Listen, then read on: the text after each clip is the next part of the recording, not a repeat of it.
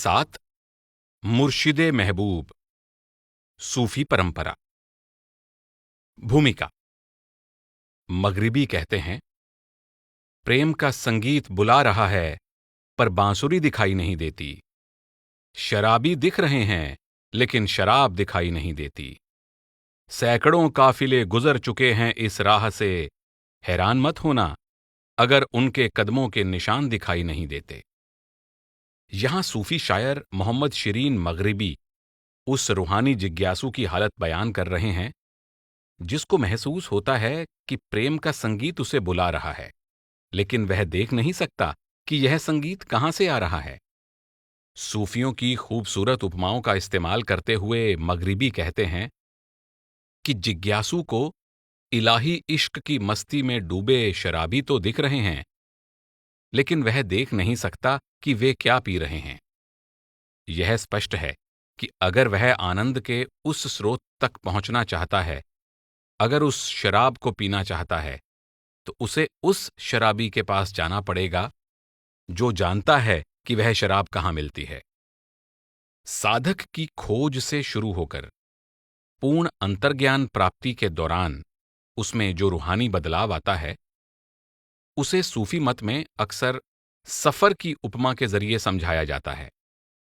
यह उपमा जाहिर करती है कि रूहानी मंजिल तक पहुंचने का एक रास्ता है जिसे साधक को तय करना है।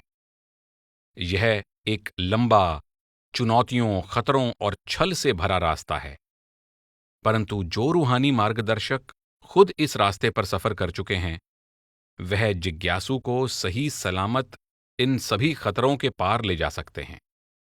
असल में मगरिबी का कहना है कि वह राह के सारे गड्ढों से बचाकर मुरीदों के पूरे काफिले को आखिरी मंजिल तक पहुंचा सकते हैं। भले ही ऐसे हजारों काफिले उन राहों से गुजर चुके हों, फिर भी उनके निशान नहीं रहे हैं। इसलिए आज का खोजी पुराने समय के काफिलों की राह पर चलकर अपनी रूहानी मंजिल तक नहीं पहुंच सकता। उसको अपने वक्त के मार्गदर्शक की तलाश करनी होगी। सूफी मत में आमतौर पर रूहानी उस्ताद को मुर्शिद कहा जाता है, जिसका शाब्दिक अर्थ है मार्गदर्शक या रहबर। जिस तरह मुर्शिद रूहानी मार्ग का मार्गदर्शक है, उसी तरह शिष्य को अक्सर सालिक कहा जाता है, जिसका मतलब है मुसाफिर या राही। सूफी मत में रूहानी उस्ताद को शेख या पीर भी कहा जाता है, जिसका अर्थ है बुजुर्ग। बुजुर्ग लफ्ज का भाव उस शख्सियत से है जो नए शिष्य से ज्यादा समझदार और अनुभवी हैं। इसलिए वे रूहानियत की राह पर चलने में शिष्य की मदद कर सकते हैं। इसके अलावा शिष्य को मुरीद और मुर्शिद को मुराद भी कहा जाता है। मुरीद का अर्थ है जो इच्छुक है या जिसे चाहत है, और मुराद का अर्थ है इंसान जिसे पाना चाहता है या उसे जिसकी चाहत है। किसी विशेष भौगोलिक इलाके या सांस्कृतिक परंपरा में मुर्शिद, शेख, पीर या मुराद में से कोई एक शब्द ज्यादा प्रचलित हो सकता है, लेकिन इन सभी का मतलब उस रूहानी उस्ताद से है जिसको शिष्यों या मुरीदों को बैअत करने की और रूहानी राह पर उनका मार्गदर्शन करने की इजाजत है। ध्यान दें कि बैअत का अर्थ है दीक्षा देना या रूहानी अभ्यास की युक्ति सिखाना। इस अध्याय में रूहानी मार्गदर्शक की भूमिका पर चर्चा करते हुए अलग अलग जगहों पर मुर्शिद, शेख, पीर, मुरीद, राही वगैरह लफ्जों का इस्तेमाल किया गया है। ऐतिहासिक पृष्ठभूमि। सूफी मत इस्लाम की परंपरा के अंतर्गत रूहानियत को प्रकट करता है। सूफियों के मुताबिक इस रूहानी राह की शुरुआत हजरत मोहम्मद साहब से हुई थी। अल्लाह ने हजरत मोहम्मद साहिब के जरिए यह इल्हाम भेजा था कि अल्लाह एक है, सिर्फ एक है, और उसके अलावा दूसरा कोई नहीं है, और उस एक के करीब पहुंचने का जरिया उसकी रजा को मानना या अपने आप को उसकी रजा के सुपुर्द करना है। इस्लाम का शाब्दिक अर्थ है समर्पण और मुस्लिम अर्थ है जिसने अपने आप को समर्पित कर दिया है। कुरान शरीफ को प्रकट करने के साथ अल्लाह ने शरीयत को भी जाहिर कर दिया था। शरीयत यानी शरीयह का आम अनुवाद है धार्मिक नियम। इन नियमों का उद्देश्य एक सदाचारपूर्ण, नैतिक और परमात्मा पर केंद्रित जीवन शैली अपनाने के लिए लोगों का मार्गदर्शन करना है।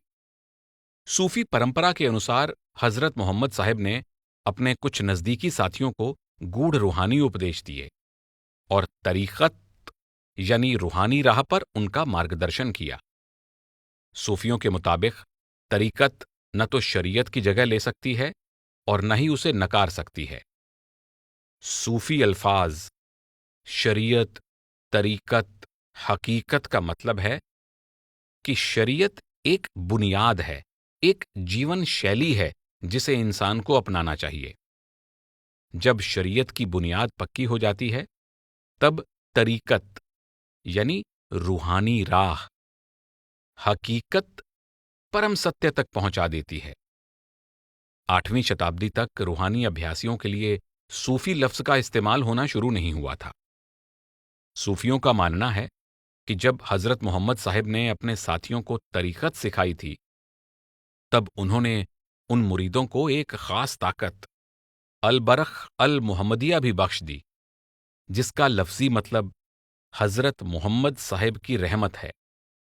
आखिर में उन्होंने उनमें से कुछ साथियों को दूसरों को बैयत करने यानी दीक्षा देने का काम सौंपा, ताकि हजरत मोहम्मद साहब की रहमत आने वाली पीढ़ियों के रूहानी साधकों तक भी पहुंचती रहे। इस तरह 8वीं शताब्दी के आरंभिक सूफियों को हजरत मोहम्मद साहिब की पीढ़ी दर पीढ़ी चली आ रही शिष्य श्रृंखला का हिस्सा समझा जाता है। शुरुआत के संतों को सूफी कहा जाता था। वे वैरागी थे जो इराक में बसरा के नजदीक रेगिस्तान में बस गए थे। आरंभ के इन सूफियों में बसरा की राबिया और बसरा के हसन की भक्ति और एकाग्रचित्त अभ्यास की कहानियां सूफी समुदायों में पीढ़ी दर पीढ़ी सुनाई जा रही हैं। जब सूफियों ने यात्रा करना शुरू किया, तब उनके रूहानी उपदेश का भी प्रचार होने लगा। 9वीं शताब्दी तक खुरासान, जो आज के उत्तरी ईरान में है, सूफी मत का प्रभावशाली केंद्र बन चुका था। शुरुआत के सूफियों के वैराग्य की जगह अब खुरासान के सूफी अपनी भक्ति को अपने आनंद के जरिए जाहिर करने लगे थे। सबसे पहले यहीं पर सूफियों की खास तालीम फना का जिक्र किया गया था, जिसका अर्थ है अपने वजूद को खुदा में विलीन करना। खुरासान के शुरू के सूफियों में सूफी बायजीद बस्तामी सबसे ज्यादा मशहूर हैं। वह खुदा के साथ एक होने के अपने अनुभव से आनंद विभोर होकर पुकार उठे, सुभान हू, अर्थात कितनी ऊंची है मेरी शान। 9वीं और 10वीं शताब्दी में बगदाद भी सूफी मत का केंद्र बन गया। रूहानियत के कई उत्साही जिज्ञासु बगदाद के अल जुनैद के आसपास इकट्ठे हो गए। बगदाद में ही मंसूर अल हल्लाज को अनल हक यानी मैं हक हूं कहने के जुर्म में मौत की सजा दी गई थी। 8वीं से लेकर 11वीं शताब्दी तक हर सूफी मुर्शिद ने अपने समुदाय के मुरीदों का मार्गदर्शन किया और अगली पीढ़ी के लिए एक या एक से ज्यादा उत्तराधिकारी नियुक्त किए। इस दौरान सूफियों का प्रत्येक समुदाय किसी निश्चित ढांचे या लिखित नियमावली के बिना ही कार्य कर रहा था। कभी कभी उनके पास खानकाह अर्थात मुरीदों के इकट्ठे होने या मुर्शिद के पास ठहरने और उनके साथ समय बिताने की जगह भी नहीं होती थी। इन महान सूफियों के इर्द गिर्द इकट्ठे होने वाले मुरीदों का समूह बहुत छोटा होता था और वहां किसी तरह का तकल्लुफ नहीं होता था। आज भी इनके दोहराए गए कथनों और कार्यों की बहुत इज्जत की जाती है। अबू सईद, अबू अल खैर और हेरात के अंसारी जैसे महान सूफियों के प्यारे मुर्शिद अबुल हसन खरकानी एक अनपढ़ ग्रामीण थे जो एक माली के रूप में रोजी रोटी कमाते थे। फिर भी वह अपनी खानकाह को केवल अपनी आमदनी से चलाते थे। हम अंदाजा लगा सकते हैं कि उस वक्त की खानकाहें कितनी साधारण और छोटी रही होंगी। 12वीं और 13वीं शताब्दी के दौरान सूफी मत के इतिहास में एक बहुत बड़ा बदलाव आया। उत्तरी अफ्रीका से लेकर हिंदुस्तान तक दुनिया में जहां भी इस्लाम प्रचलित था, वहां सूफी मुर्शिदों ने सूफी संप्रदाय बनाने शुरू कर दिए। सूफियों के मार्ग पर चलकर रूहानी तरक्की करने के इच्छुक लोगों की संख्या लगातार बढ़ती जा रही थी। शायद इसीलिए सूफी मत को ज्यादा औपचारिक और विधिपूर्ण ढांचे में ढाला जा रहा था। हो सकता है कि उस वक्त पूरे मध्य एशिया में हो रही भारी उथल पुथल और खून खराबे की वजह से बहुत से लोग शांति और सलामती के लिए सूफियों के मार्ग से जुड़ गए हों। वजह जो भी हो, लेकिन इस दौरान सुहरावर्दी, कादिरी, चिश्ती, नक्शबंदी, मैवलवी, शाधिली के साथ साथ और बहुत से सूफी संप्रदाय बन गए जो आज भी मौजूद हैं। ये संप्रदाय रूहानी अभ्यासियों की बिरादरी हैं, जहां आचार व्यवहार के खास नियमों और रीति रिवाजों का पालन किया जाता है। ये सूफी मत की शाखाएं नहीं हैं। कोई भी इंसान अपनी मर्जी से एक संप्रदाय से दूसरे संप्रदाय में जा सकता है या एक से ज्यादा संप्रदायों का अनुयायी हो सकता है। ये यूरोप की मठवासी संस्थाओं जैसे नहीं हैं। इन संप्रदायों के सदस्य जीवन भर समाज से अलग रहने की कस्में नहीं लेते। ज्यादातर सूफी शादीशुदा हैं, अपने परिवार का पालन पोषण करते हैं और खुद अपनी आजीविका कमाते हैं। हर संप्रदाय का अपना एक खास नाम होता है, जो आमतौर पर उस संप्रदाय के संस्थापक के नाम पर रखा जाता है।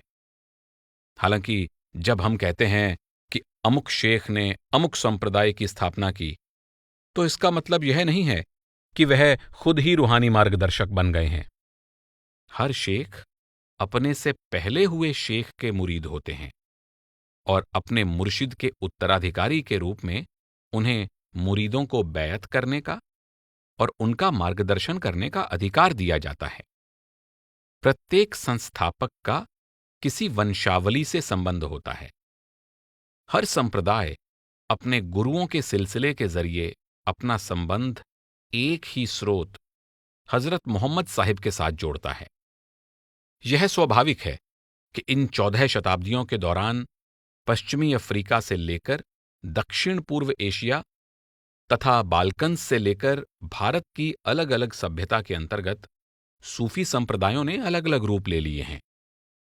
हो सकता है कि एक विशेष भौगोलिक भाग में कोई खास संप्रदाय दूसरे संप्रदाय से ज्यादा प्रचलित रहा हो, जैसे चिश्ती संप्रदाय भारत में या शाधिली संप्रदाय उत्तरी अफ्रीका में ज्यादा प्रचलित है। हर संप्रदाय के रीति रिवाज या पहरावा उस संस्कृति के प्रभाव को प्रकट करता है जहां उसकी शुरुआत हुई थी।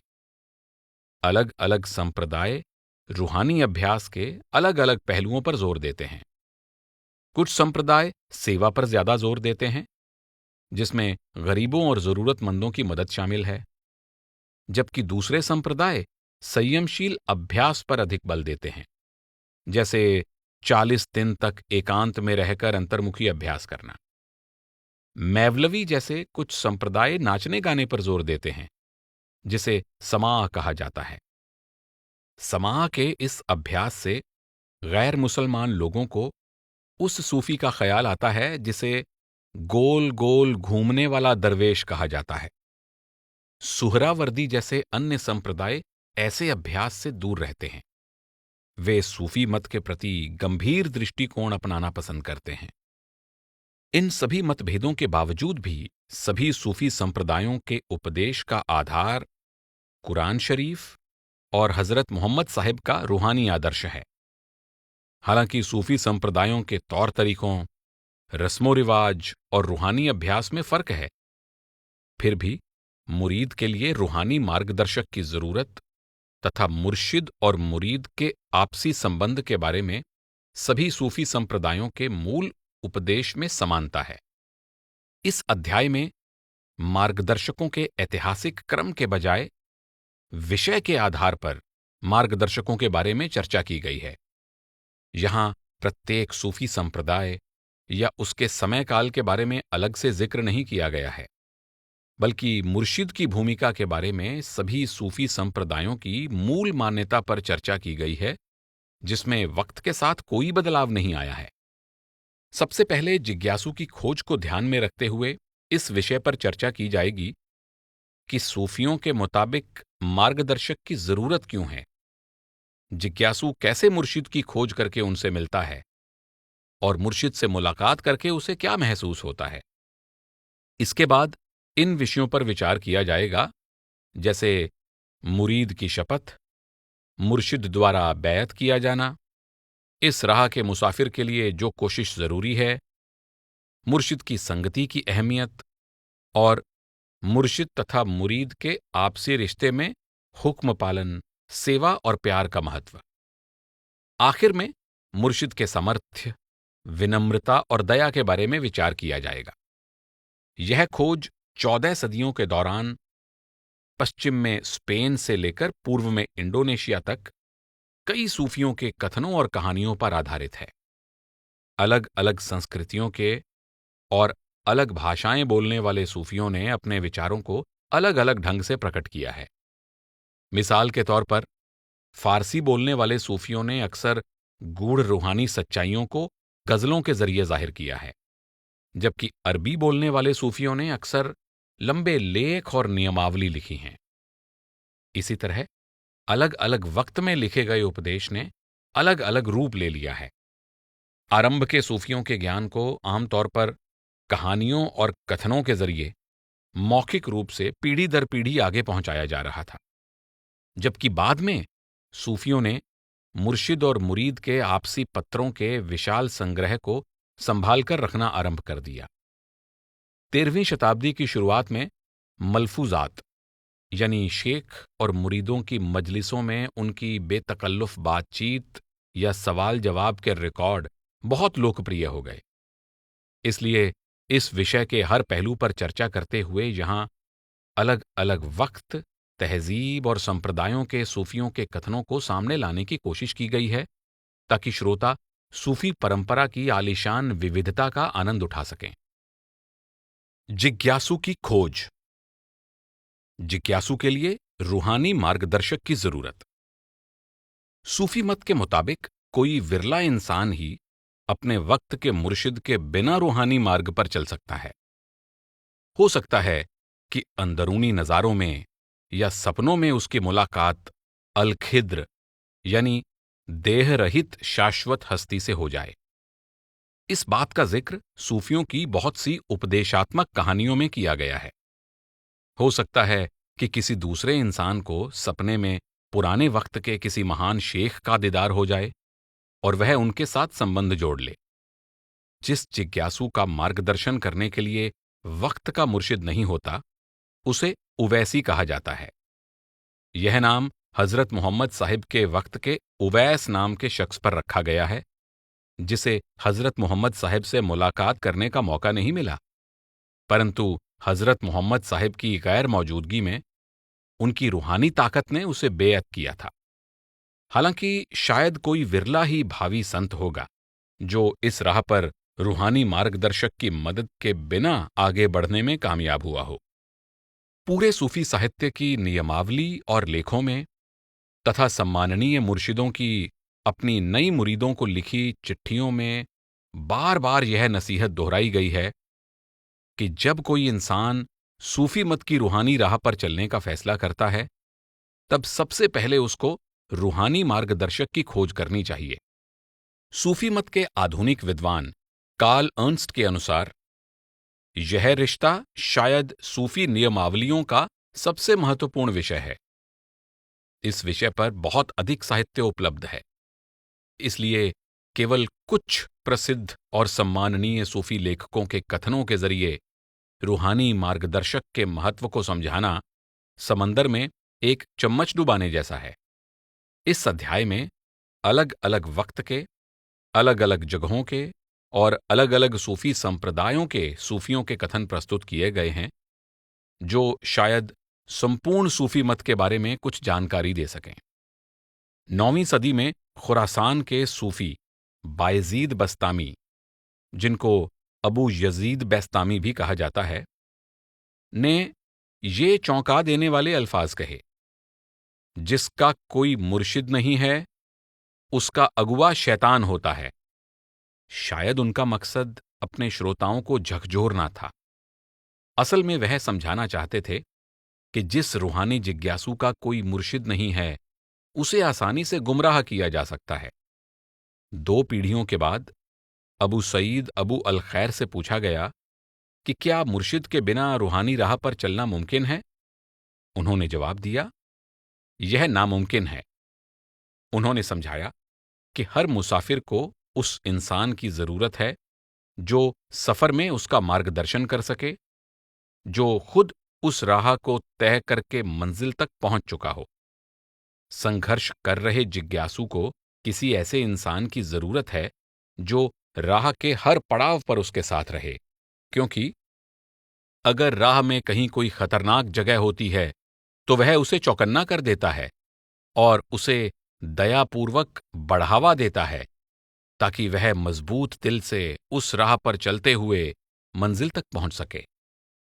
खुरासान में सूफी मत के प्रसार के वक्त अबू अल कासिम अल कुशायरी सामने आए, जिन्होंने मुरीदों को नसीहत देने के लिए एक उत्तम रचना द टेस्टामेंट टू डिसाइपल्स लिखी। इसमें वह समझाते हैं कि इंसान को रूहानी मार्गदर्शक की इतनी जरूरत क्यों है। इसका एक सूक्ष्म कारण यह है कि हर जिज्ञासु को मुर्शिद की जरूरत है, जिनसे वह हर सांस के साथ इस मार्ग के बारे में सीख सके। मुर्शिद से हर सांस के साथ इस राह के बारे में सीखने का मतलब है कि मुर्शिद की जीती जागती मिसाल के जरिए वह पल पल तालीम हासिल करता है। अल कुशायरी आगे कहते हैं कि जो इंसान आगे चलकर एक सूफी बनना चाहता है, अगर वह किसी मार्गदर्शक की मदद के बिना इस राह पर चलता है तो वह अपनी इच्छा का गुलाम बना रहता है और कामयाबी हासिल नहीं कर सकता। हालांकि ऐसा साधक सोच सकता है कि वह खुदा की इबादत कर रहा है, परंतु असल में वह अपने अहम, अपनी इच्छाओं, अपने भ्रमों की भूल भुलैया में ही फंसा रहता है।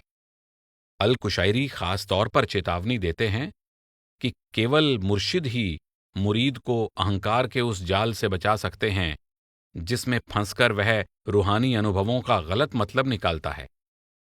उनका कहना है कि ये अनुभव छल भरी आजमाइशें हैं और मुरीद के लिए सबसे ज्यादा नुकसानदेह हो सकती हैं। मुरीद को महसूस हो सकता है कि खुदा उससे कह रहा है, मैंने इसके जरिए तुम्हें एक खास दर्जा दिया है और तुम्हारे साथियों में से सिर्फ तुमको चुना है। साथ ही अल कुशायरी यह भी कहते हैं, सिर्फ किताबों पर भरोसा करके इन बातों को समझाना नामुमकिन है। मशहूर दार्शनिक, धर्मशास्त्री और अध्यात्म ज्ञानी अल गजाली को एक बार एक जिज्ञासु ने पत्र लिखा और उनसे सिर्फ उस उपदेश का खुलासा करने की अर्ज की जो सबसे ज्यादा अहम है। उसने अर्ज की कि वह ऐसा उपदेश ना दें जो जरूरी या फायदेमंद नहीं है और जो उलझन में डाल देता है। अल गजाली ने लिखा, अब मैं तुम्हें समझाता हूं कि सच की राह पर चलने वाले मुसाफिर के लिए सबसे ज्यादा जरूरी क्या है। यह जान लो कि मुसाफिर को मार्गदर्शक या निर्देशक के रूप में एक मुर्शिद की जरूरत है। 12वीं शताब्दी में सूफी संप्रदायों की शुरुआत के साथ ही सूफियों की मजलिसों या सभाओं का सामाजिक रूप बदल गया, लेकिन मुर्शिद से निजी मार्गदर्शन पाने पर पहले की तरह ही जोर दिया गया। सूफियों के कादिरी संप्रदाय के संस्थापक अब्दुल कादिर अल जिलानी को एक शख्स ने, जो सूफी बनना चाहता था, चुनौती दी। उसका मानना था कि उसे एक वैरागी की तरह एकांत में रहकर अंतर्मुखी साधना करनी चाहिए और रूहानी राह पर अकेले ही आगे बढ़ना चाहिए। जिलानी ने जवाब दिया, हे नादान, तू इन लफ्जों के बारे में सोच विचार नहीं करता और अपने मन, इच्छाओं और वासनाओं के साथ अपनी निजी कोठरी में रहना पसंद करता है। सबसे पहले तुझे सच्चे शेखों की संगति खोजनी चाहिए। तुझे हमेशा उनके दरवाजे पर मौजूद रहना चाहिए। मेरा मतलब सच्चे शेखों से है। तू उनसे सीख, उसके बाद ही तू अपनी कोठरी में जा सकता है और अल्लाह ताला के साथ अकेला रह सकता है। तेरी जुबान तो पाक लगती है, परंतु तेरा दिल बागी है। हालांकि तेरी जुबान खुदा का गुणगान करती है, लेकिन तेरा दिल उसके हुक्म का विरोध करता है। बिहार के शेख शरफुद्दीन मनेरी ने रूहानी मुसाफिर के लिए नसीहतों से भरी 100 चिट्ठियां लिखीं। ये चिट्ठियां सूफी साहित्य की महान रचनाओं में से हैं। पहले के कई सूफियों की नसीहत को दोहराते हुए मनेरी लिखते हैं, मेरे भाई, तुम्हें पता होना चाहिए कि इस राह के सभी मशहूर संतों की यही राय है कि जिज्ञासु को सच्ची तौबा करने के बाद ही रूहानी मार्गदर्शक की तलाश करनी चाहिए। वह समझाते हैं कि हर जिज्ञासु को उस शेख की मदद की जरूरत है जिसका सहारा खुदा है। बहुत से दूसरे सूफियों की तरह मनेरी ने भी रूहानी अनुभव के जरिए धीरे धीरे होने वाले बदलाव को समझाने के लिए उसकी तुलना एक राह से की है जिस पर चलकर मुसाफिर मंजिल की तरफ बढ़ता है। लेकिन इस राह पर न तो कोई मार्गदर्शक चिन्ह है और न ही यह आम रास्ता है जो जानी पहचानी जगहों से गुजरता है। मनेरी इसकी तुलना एक ऐसे रास्ते से करते हैं जो किसी मार्गदर्शक चिन्ह के बिना रेगिस्तान से गुजरता है। वहां लगातार रेत उड़ रही है जो इसे एक दिशाहीन रास्ता बना देती है। यह रास्ता सिर्फ उनको दिखाई देता है जो इस राह से बहुत बार गुजर चुके हैं। वह लिखते हैं, उस राह की कल्पना करो जिस पर 1,24,000 पैगंबर सफर कर चुके हैं, फिर भी उनके सफर का कोई निशान बाकी नहीं है। इस राह के जानकार मार्गदर्शक के बिना इस राह पर चलना नामुमकिन है। यहां मनेरी का इशारा हजरत मोहम्मद साहिब के उस कलाम की तरफ है जहां वह कहते हैं कि उनसे पहले 1,24,000 पैगंबर आ चुके हैं और उन सभी का एक ही पैगाम है।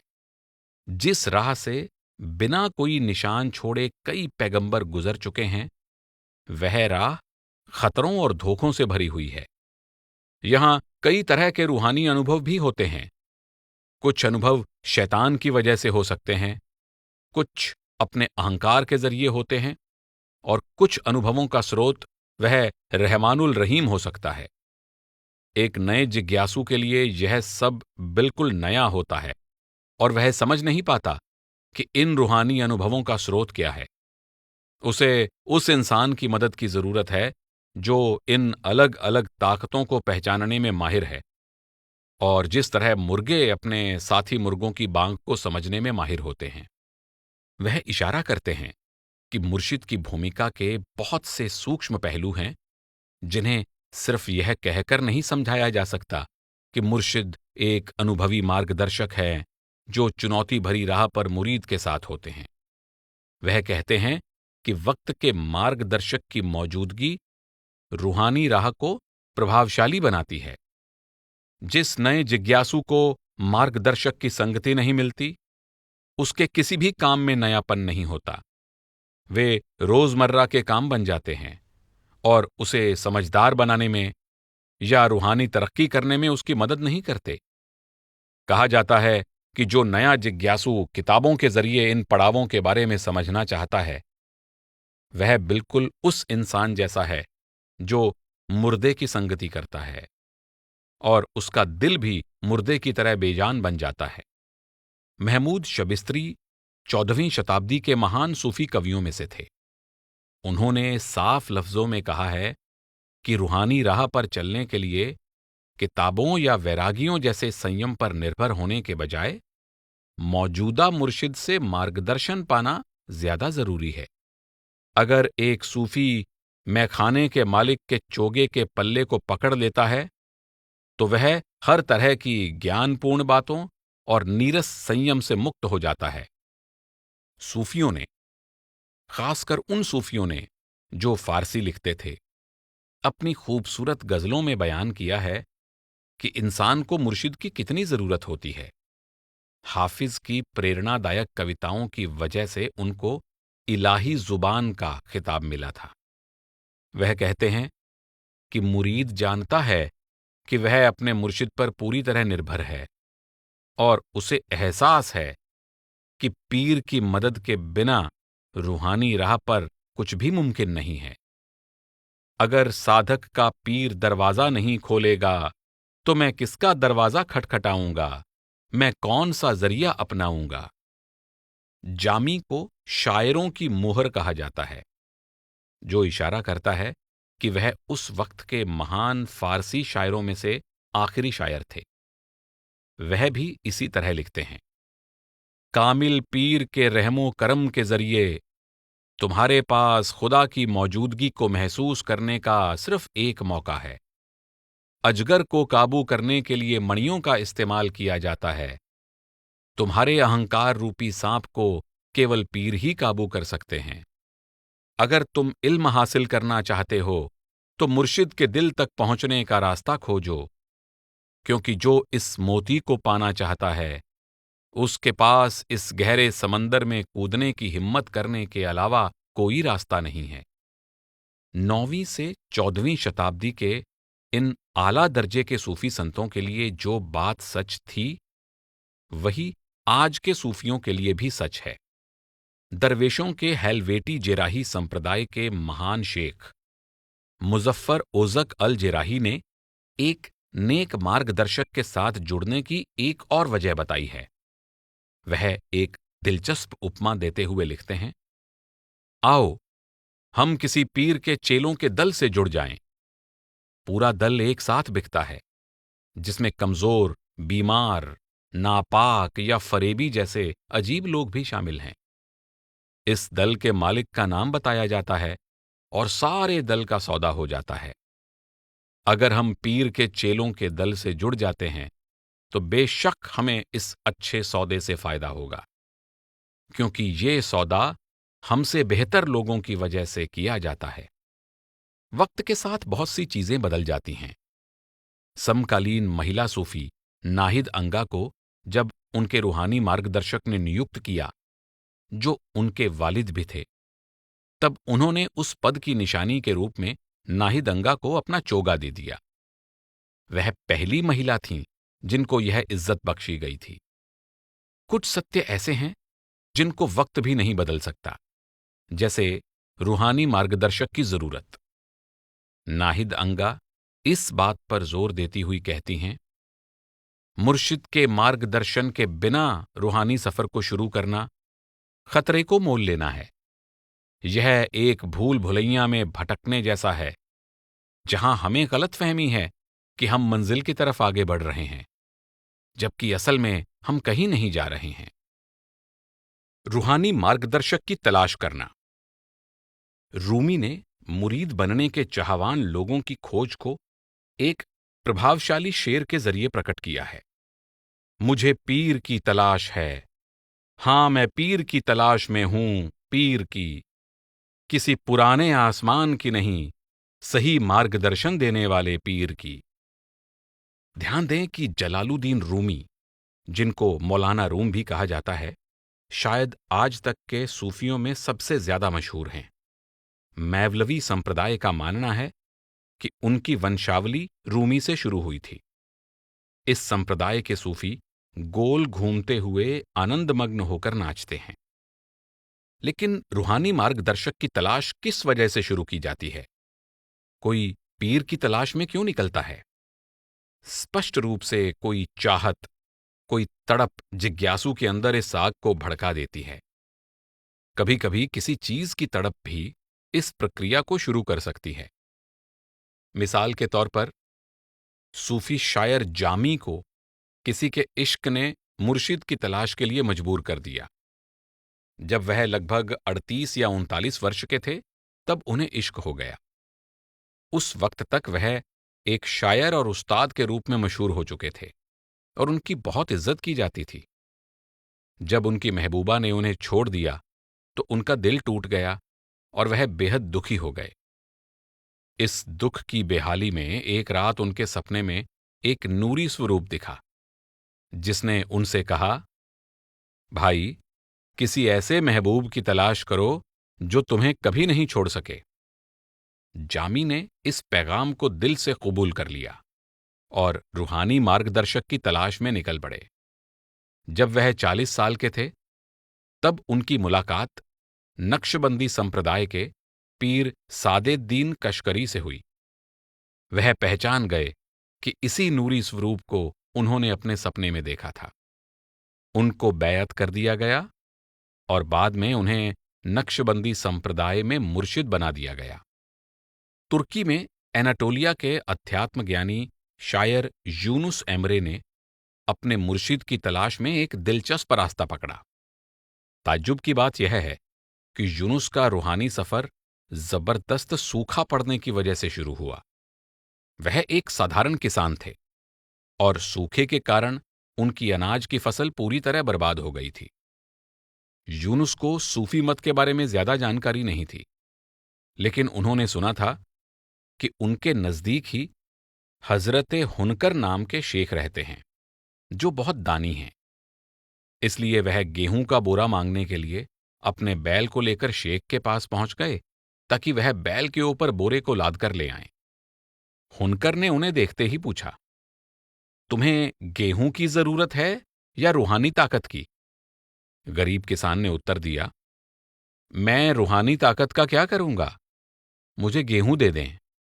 हुनकर ने 3 बार यह सवाल पूछा और हर बार पहले से भी ज्यादा रूहानी ताकत देने का वादा किया, परंतु यूनुस अपनी इस जिद पर कायम रहे कि उनको केवल गेहूं की जरूरत है। आखिर में हुनकर ने हार मान ली और उनके बैल पर गेहूं लादने का इंतजाम करवा दिया। यूनुस गेहूं से लदा बैल लेकर वहां से रवाना हो गए, लेकिन कुछ ऐसा हुआ कि उनके लिए आगे कदम बढ़ाना मुश्किल हो गया। कस्बे के बाहर पहाड़ी की तरफ जाते हुए उनकी चाल धीमी होती गई। धीरे धीरे उन्हें एहसास होने लगा कि रूहानी ताकत के बदले में गेहूं का बोरा लेकर उन्होंने बहुत बड़ी गलती कर दी। उन्होंने बैल को पीछे की तरफ मोड़ लिया। हुनकर के पास वापस जाते हुए वह सोचते रहे, वह इतनी दरिया दिली से जो तोहफा दे रहे थे उसे शायद वह अब भी दे दें। लेकिन जब उन्होंने गेहूं वापस देकर रूहानी ताकत की बख्शिश मांगी, तब हुनकर ने कहा कि उनके लिए रूहानी ताकत का तोहफा शेख तब्तुक एमरे के पास रखा हुआ है। अब वह उस रूहानी ताकत को पाने के लिए बेचैन हो गए और सफर करके सीधा तब्तुक एमरे के पास पहुंच गए। बार बार दोहराई जाने वाली इन दोनों लोकप्रिय कहानियों में जिज्ञासु को उसकी खोज की शुरुआत में ही भरपूर मदद मिल गई थी। जामी के लिए मुर्शिद खुद नूरी स्वरूप में उनके अंदर प्रकट हुए, ताकि बाद में वह उनको पहचान सकें। जहां तक यूनुस एमरे का सवाल है, वह अपने पड़ोस में रहने वाले शेख के पास किसी और मकसद से गए थे, लेकिन उन्होंने यूनुस एमरे को बताया कि उनको किस शेख के पास जाना चाहिए। लेकिन यह तलाश हमेशा इतनी आसान नहीं होती।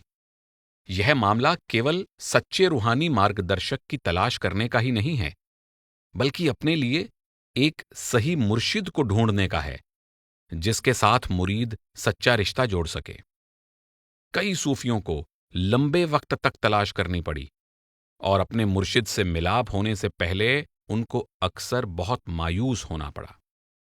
यह बात उन लोगों पर भी लागू होती है जो बाद में खुद तरक्की करके रूहानी मार्गदर्शक के रूप में मशहूर हो गए। मिसाल के तौर पर शाह निमत उल्लाह जवानी में ही मुर्शिद की तलाश के लिए निकल पड़े थे।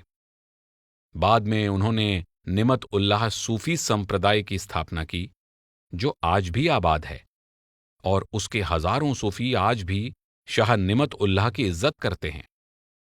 कई वर्षों तक उन्होंने मुर्शिद की तलाश में संघर्ष किया और इस्लामी जगत की सभी जगहों पर जाकर कई शेखों से मुलाकात की। इस तलाश के दौरान वह कई शेखों के साथ रहे और कुछ शेखों के साथ तो कई सालों तक रहकर उन्होंने उनकी और उनके मुरीदों की बिरादरी की सेवा भी की। सूफी मत में शेख और उनके मुरीदों की सेवा को रूहानियत की राह पर पहला कदम समझा जाता है। जिस शेख की सेवा की जाती है, अगर उससे जिज्ञासु बैत नहीं भी होते हैं, तब भी इस तरह की सेवा से विनम्रता पैदा होती है और मन निर्मल होता है। फिर भी सालों तक निमतुल्लाह उस मुर्शिद को खोजने में कामयाब नहीं हुए जो उनके अंदर इलाही इल्म यानी दिव्य ज्ञान की चिंगारी जगा सके। कई मुर्शिदों की सेवा करने के बाद वह हज के लिए मक्का गए, जहां उन्होंने पहली बार शेख अब्दुल्ला यफई को देखा। शाह निमत उल्लाह इस पल के बारे में लिखते हैं, जब मैं मस्जिद के अंदर गया तब मैंने एक शख्स को हजरत मोहम्मद साहिब की हदीसों के बारे में तालीम देते देखा। मुझे एकाएक एहसास हुआ कि यह इंसान एक समंदर है और मैं इसकी एक बूंद हूं। ध्यान दें कि हजरत मोहम्मद साहिब के कथन और उनके जीवन की घटनाओं पर आधारित वर्णन को हदीस कहा जाता है। कामिल मुर्शिद की लंबी तलाश से संबंधित कहानियों में यह बात दोहराई गई है कि मुरीद अपने मुर्शिद को फौरन पहचान लेता है। मुर्शिद को क्यों और कैसे पहचाना जाता है, उनके कौन से लफ्ज या कार्य के जरिए उन्हें पहचाना जाता है, इसके बारे में कुछ नहीं समझाया गया है और शायद समझाया भी नहीं जा सकता। मुरीद अपने मुर्शिद को कैसे पहचान लेता है, इसके बारे में शायद बुद्धि को संतुष्ट करने वाला कोई जवाब नहीं है। सूफी यहया इब्न मुआद शुरुआत के सूफियों में से थे जिन्होंने सेंट्रल एशिया में उपदेश दिया था। वह कहते थे, संत इस दुनिया में खुदा की महक हैं। सच्चे खोजी इस महक को पहचान लेते हैं। यह महक उनके दिलों तक पहुंच जाती है, जिसके जरिए उनके अंदर अपने मौला के लिए तड़प पैदा होती है। अपने मुर्शिद को इस तरह फौरन पहचान लेना हमेशा मुमकिन नहीं होता। कभी कभी जिज्ञासु लंबे वक्त तक किसी शेख की संगति में रहता है, उसके बाद ही उनकी महक उसके दिल तक पहुंचती है और उसको पूरा भरोसा हो जाता है कि उसे उन्हीं मार्गदर्शक से बैयत होना चाहिए। रूहानी अभ्यास के रूप में मुर्शिद की तलाश। सालों तक या सारी उम्र तलाश करने के ख्याल से जिज्ञासु मायूस हो सकता है, लेकिन शरफुद्दीन मनेरी समझाते हैं कि इस खोज से भी रूहानी फायदा होता है। आमतौर पर जिज्ञासु अपने मार्गदर्शक की तलाश में कई सूफी शेखों के पास जाता है। हो सकता है कि वह कुछ वक्त के लिए किसी शेख की संगति में रहे और उसके बाद अपनी तलाश जारी रखे। मनेरी समझाते हैं कि जिज्ञासु को हर मुर्शिद के संपर्क से रूहानी फायदा होता है, अगर इस रिश्ते के प्रति उसका नजरिया सही है। उसे विनम्रता, आभार और ईमानदारी जैसी सही मनोवृत्ति अपनाने की ओर ध्यान देना चाहिए। वह जिस मुर्शिद की सेवा करता है, उनकी रूहानी तरक्की की परख करने का उसे ख्याल भी नहीं आना चाहिए। ऐसा करना उसका काम नहीं है। मनेरी के मुताबिक बेहतर यही होगा कि वह मार्गदर्शक की तरक्की की परख ना करे, न ही यह कहे कि मार्गदर्शक केवल एक खास पड़ाव तक ही पहुंचे हैं। उसको कहना चाहिए, मेरी किस्मत में उनकी संगति के जरिए यहां तक पहुंचना ही लिखा था। वह जरूर इससे बहुत ऊपर पहुंच चुके होंगे। यह ज्यादा अदब से बात करने का तरीका है। अल्लाह ताला की राह पर चलने वाले समझदार राही मंडलों और पड़ावों के बारे में सोच विचार नहीं करते। अल कुशायरी इस सलाह से सहमति प्रकट करते हुए कहते हैं, मुरीद को यह नहीं मानना चाहिए कि मुर्शिद कोई गलती नहीं कर सकते। उसे उनके और उनके रूहानी स्तर के बारे में नहीं सोचना चाहिए। उसको उनके बारे में अच्छे विचार रखने चाहिए और अल्लाह ताला की मदद से अपने खुद के काम की तरफ ध्यान देना चाहिए। हुक्म का पालन करने की आदत डालना बहुत जरूरी है। किसी खास शेख की संगति में रहकर उनकी और उनके मुरीदों की बिरादरी की सेवा करने के बाद ऐसा वक्त आ सकता है जब जिज्ञासु उनका साथ छोड़ने और अपनी खोज जारी रखने के लिए तैयार हो जाता है। लेकिन मनेरी सलाह देते हैं कि जिज्ञासु को शेख के हुक्म के बिना वहां से नहीं जाना चाहिए। वह समझाते हैं कि जब इंसान किसी मुर्शिद से रिश्ता जोड़ता है, तब सूफियों के मार्ग के साथ उसका रिश्ता उस मुर्शिद के हुक्म को मानने पर निर्भर करता है। अगर आप किसी मार्गदर्शक से जुड़े हैं, तो आपको उनके हुक्म के बिना वहां से नहीं जाना चाहिए और न ही अपनी मर्जी से उनसे रिश्ता तोड़ना चाहिए। इस नियम को हमेशा याद रखना चाहिए।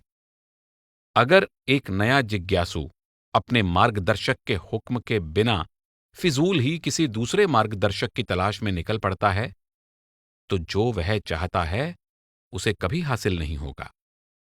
जो भी इंसान ऐसी हरकत करता है, वह काफिर बन जाता है। शेखों के मुताबिक ऐसे इंसान ने असल में इस मार्ग को त्याग दिया है। दक्षिणी स्पेन में रोंडा के शदीली बिरादरी के शेख इब्न अब्बाद ने बिहार के शरफुद्दीन मनेरी की इस नसीहत को और भी ज्यादा जोरदार लफ्जों में दोहराया है। इब्न अब्बाद लिखते हैं, मैं कहता हूं कि रूहानी मार्गदर्शक की तलाश करने से कोई फायदा नहीं है। इस खोज के लिए निकलने और एक के बाद दूसरे शेख से मुलाकात करने में समस्या यह है कि जिज्ञासु के मन में उन मुर्शिदों की परख करने का ख्याल पैदा हो सकता है। वह कहते हैं कि यह सोच बिल्कुल गलत है। यह ज्यादा जरूरी है कि जिज्ञासु सही नजरिया रखने और ज्यादा ग्रहणशील बनने की तरफ ध्यान दे। अपने मुर्शिद का इंतजार करने के दौरान जिज्ञासु को अल्लाह ताला के साथ अपने रिश्ते की वफादारी पर निगरानी रखते हुए अपनी नीयत को साफ रखना चाहिए। अपनी इस कोशिश में उसे कोई कमी नहीं रखनी चाहिए। उसे अपना पूरा जोर लगा देना चाहिए, चाहे वह कितना भी कम या ज्यादा हो।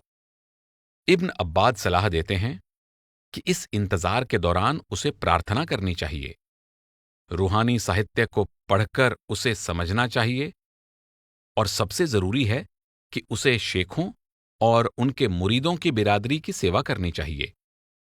जिज्ञासु को शुरुआत के इस पड़ाव में मिलने वाले फायदे को कम नहीं आंकना चाहिए, बल्कि उसे खुद को खुशकिस्मत समझना चाहिए और इन अच्छे नतीजों को एक कंजूस इंसान की तरह कसकर पकड़े रखना चाहिए। अगर वह और ज्यादा पाना चाहता है, तो उसके कार्यों के कारण उस पर जो दया हुई है, उसके लिए उसे शुक्रगुजार होना जरूरी है। क्या आखिर में उसे रूहानी मार्गदर्शक मिल जाएंगे? इब्न अब्बाद विश्वास दिलाते हैं कि यदि जिज्ञासु अपनी भक्ति और विनम्रता की भावना को बढ़ाने की ओर ध्यान देता है, तो अल्लाह ताला उसको सही तरह का मार्गदर्शन पहुंचाएगा, जो उसके मन को शांत करेगा और दिल को सुकून देगा। इस प्रक्रिया में अल्लाह ताला उसे एक नेक रूहानी मार्गदर्शक के पास पहुंचा देगा, जो ज्यादा जल्दी इल्म हासिल करने में उसकी मदद करेंगे। रास्ते पर दिशा निर्देश चिन्ह। जिज्ञासु अपनी खोज में चाहे एक शेख से दूसरे शेख के पास जाते रहें या इब्न अब्बाद की सलाह के मुताबिक एक जगह पर रुककर अपनी रूहानी तैयारी को बेहतर करने की तरफ ध्यान दें, इन दोनों हालात में जो शख्स अपने मुर्शिद की खोज कर रहा है, उसके पास कोई मापदंड होना चाहिए। सूफी साहित्यिक रचनाओं में बेशुमार निशानियां बताई गई हैं, जो सच्चे मुर्शिद और ऐसे उस्ताद के बीच का फर्क जाहिर करती हैं, जिसे ठग, कपटी, फरेबी, झूठा मुर्शिद वगैरह कहा जा सकता है। समकालीन सूफी मत के जानकार मार्टिन लिंग्स ने इस विषय से संबंधित विशाल साहित्य के निचोड़ को 3 मापदंड के जरिए प्रकट किया है: उत्तराधिकार, शिष्य में बदलाव लाने की काबिलियत और हजरत मोहम्मद साहिब के आदर्श के मुताबिक चलना। सबसे पहले तो यह जरूरी है कि सच्चे मुर्शिद कामिल मुर्शिदों के सिलसिले के असली वारिस हों। ध्यान दें कि सिलसिले का मतलब है एक के बाद दूसरे मुर्शिद को गुरु गद्दी मिलती रहती है और यह सिलसिला पीढ़ी दर पीढ़ी आगे चलता है। उन्होंने हमेशा अपने मुर्शिद के हुक्म का पालन किया हो और अपने आप को उस मुर्शिद के हवाले कर दिया हो जिसने उन्हें शिष्यों को बैअत करने और सत्य का मार्ग दिखाने के लिए नियुक्त किया था। इसलिए सूफी मत के नजरिए से खुद को मुर्शिद कहने का दावा करने वाले इंसान को सच्चा मुर्शिद नहीं माना जा सकता, क्योंकि मुरीद में बदलाव लाने की ताकत पीढ़ी दर पीढ़ी एक मुर्शिद से दूसरे मुर्शिद तक पहुंचाई जाती है। सच्चे मुर्शिद को यह ताकत तब मिलती है जब उनके मुर्शिद उन्हें मुरीदों को बैअत करने का कार्य सौंपते हैं। पीढ़ी दर पीढ़ी एक मुर्शिद से दूसरे मुर्शिद तक जो रूहानी ताकत पहुंचती है, उसके लिए सूफी मत में वलायह लफ्ज का इस्तेमाल किया गया है। सूफी मत के मशहूर जानकार सैयद हुसैन नस्र के मुताबिक वलायह का अनुवाद बैअत करने की ताकत और सत्य की दिशा में मुरीद का मार्गदर्शन करना है। जैसा कि नस्र कहते हैं कि वलायह की ताकत हमें अपने दुनियावी सपनों से जगाती है और इंसान होने के मकसद को पूरा करने के लायक बनाती है, और वह मकसद है खुदा से इश्क करना और उसकी पहचान करना। हालांकि वलायह या बैअत करने की ताकत सिर्फ एक धारणा प्रतीत हो सकती है, लेकिन सूफी कहते हैं कि यह ऐसी चीज है जो असली है और बिल्कुल सच है। यह एक ताकत है, एक ऊर्जा या प्रवाह है। जिस तरह कोई इंसान अपनी कीमती अमानत अपने प्यारे वारिस को सौंप सकता है, उसी तरह एक शेख अपने जानशीन को वलायह बख्श सकते हैं। चिश्ती सिलसिले के महान शेख निजामुद्दीन औलिया के मुताबिक वलायह वह तोहफा है जिसे शेख जिसको चाहें दे सकते हैं। सूफी मत के मुताबिक पीढ़ी दर पीढ़ी इस ताकत को एक शेख से दूसरे शेख तक पहुंचाने का सिलसिला हजरत मोहम्मद साहिब से शुरू हुआ था। उन्होंने अपने कुछ साथियों को मेहरे मोहम्मदी यानी मेहर की बख्शिश की थी। सबसे पहले अल्लाह ने हजरत मोहम्मद साहिब को वलायह का तोहफा दिया था। तभी से यानी 1400 साल से भी ज्यादा वक्त से आज तक सूफी मुर्शिदों के सिलसिलों में वलायह को एक मुर्शिद से मुरीद तक पहुंचाया जा रहा है। इससे यह समझ में आता है कि सूफी संतों ने सिलसिले को इतनी अहमियत क्यों दी है। ये सिलसिले ऐसी कड़ियां हैं जो रूहानी मार्गदर्शकों की श्रृंखला को हजरत मोहम्मद साहिब से जोड़ती हैं। वलायह का प्रवाह आज भी सच्चे सूफी मुर्शिदों के सिलसिलों में मौजूद है। यह इंसान को अपने अहम रूपी जेल के दरवाजों को खोलने की ताकत देता है और उसके लिए अपने वजूद से परे जाकर रूहानी सफर करना मुमकिन बनाता है। लिंक्स के अनुसार कामिल मुर्शिद को पहचानने का दूसरा मापदंड है कि वे मुरीद में पूरा बदलाव लाने के लिए एक प्रभावशाली तरीका या युक्ति सिखाते हैं। ध्यान दें कि मुर्शिद द्वारा सिखाए गए कुछ तरीकों के बारे में आगे इस अध्याय के मुरीद का इकरार शीर्षक के अंतर्गत चर्चा की गई है। लिंक समझाते हैं कि मुर्शिद को उस तरीके में माहिर होना चाहिए क्योंकि उस तरीके से बैअत किया गया पाक साधक पहले अपने मन को फिर अपने पूरे वजूद को परम सत्य पर टिकाने के लायक बन जाता है। तीसरा मापदंड यह है कि कामिल मुर्शिद कभी भी यह दावा नहीं करते कि वह कोई नया और अनोखा उपदेश लाए हैं। सच्चे सूफी शेख हजरत मोहम्मद साहिब के आदर्श के मुताबिक चलते हैं और कुरान शरीफ तथा हजरत मोहम्मद साहिब के कथनों को सर्वोच्च प्रमाण मानते हुए उन पर भरोसा करते हैं। हजरत मोहम्मद साहिब ने कभी यह दावा नहीं किया कि वह अल्लाह से कोई नया या अलग इल्हाम लेकर आए हैं।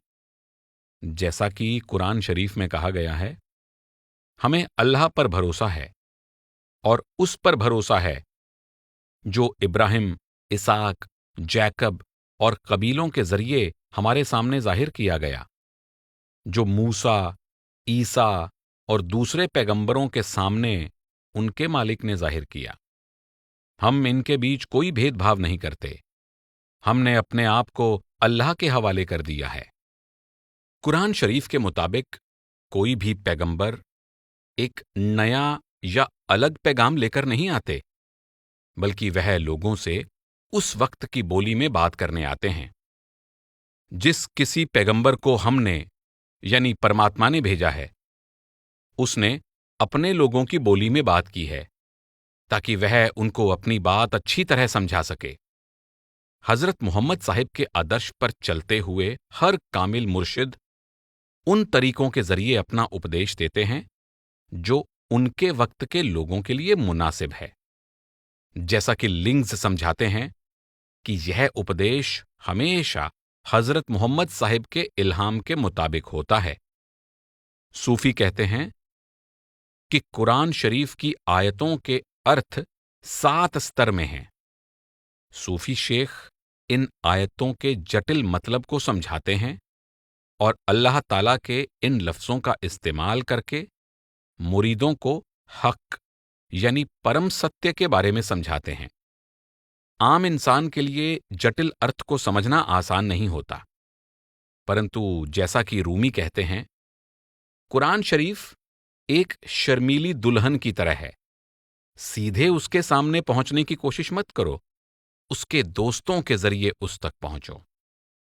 सैयद हुसैन नस्र समझाते हैं कि रूहानियत के बुनियादी उपदेश अनादि हैं, वे बदलते नहीं, क्योंकि सूफियों की मान्यताएं उनके रूहानी अनुभव का नतीजा हैं, कोरी दार्शनिक कल्पना नहीं हैं। जो इंसान खुद इस सफर को तय कर चुका है, उसके बनाए नक्शे की तरह सच्चे शेख के उपदेश भी सत्य पर आधारित हैं। वह लिखते हैं, हम कह सकते हैं कि सूफी मुर्शिद पहले ब्रह्मांडीय पर्वत पर चढ़े और फिर आकाश में उड़कर खुदा की हुजूरी में पहुंच गए। इसके बाद नीचे उतरते हुए उन्होंने उन लोगों के लिए एक नक्शा तैयार किया जो पर्वत की चोटी पर पहुंचना चाहते थे और दूसरी दुनिया तक उड़ना चाहते थे। सूफी सिद्धांत इल्म उल यकीन है और उसकी पहचान हक उल यकीन है।